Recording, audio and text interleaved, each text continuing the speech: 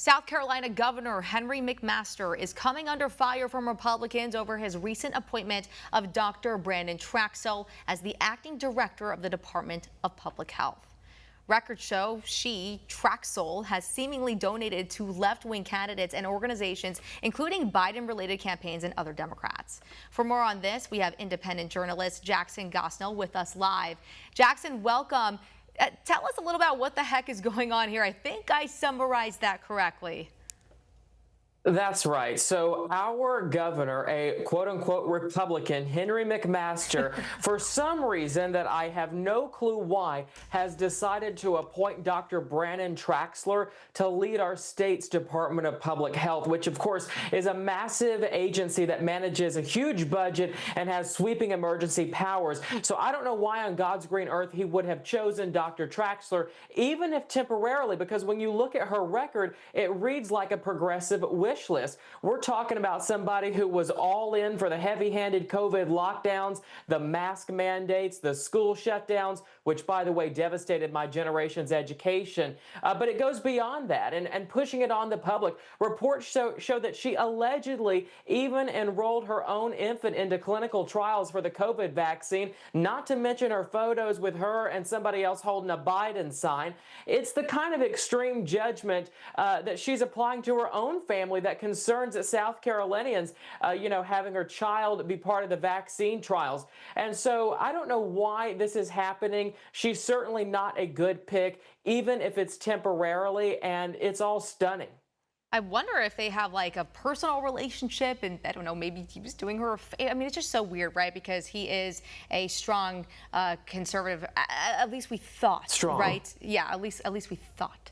How significant are Dr. Traxel's political donations? Are we talking small contributions or more substantial support for those left-leaning candidates and organizations?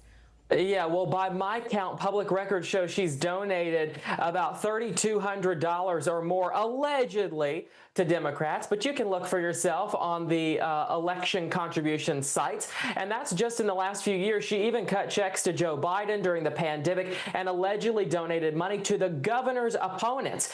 These are Democrats who run against Governor McMaster. And, there's a whole barrage of things that people disagree with her. But I just don't understand why the governor did this. He picked somebody else before her, and then the House of Representatives and our state's lawmakers really had some big issues with that pick as well. So it seems he has this pattern of picking people. I guess he doesn't really care because he's on his way out. But the South Carolina Freedom Caucus has already filed a resolution with 33 state representatives, and that number is growing upwards, demanding her immediate removal. And we've seen pretty big heavyweights in the governor's race, including Congresswoman Nancy Mace, Congressman Ralph Norman, our state's Attorney General Alan Wilson, and even sitting Lieutenant Governor Pam Evett, who, by the way, is part of McMaster's administration, all coming out to slam this appointment. It's just so ridiculous. I mean, what has become of South Carolina? Jackson, what are conservatives in your state most concerned about with this appointment, especially when it comes to the direction of the Department of Public Health? I mean, typically speaking, we want someone like, for example, let's look at our federal government. We have RFK. He's in good shape. He's fit. He's old, yes, but for his age, I mean, he looks, like he could be 30 or something. We're not seeing the same thing happen in South Carolina with this Traxel woman. Yeah, well, I guess my question for the governor is simple. Why is she there even for one day? His office tried to do some damage control. I reached out to them numerous times. They finally got back to me and emphasized that she's just acting director and is not under consideration for the permanent placement.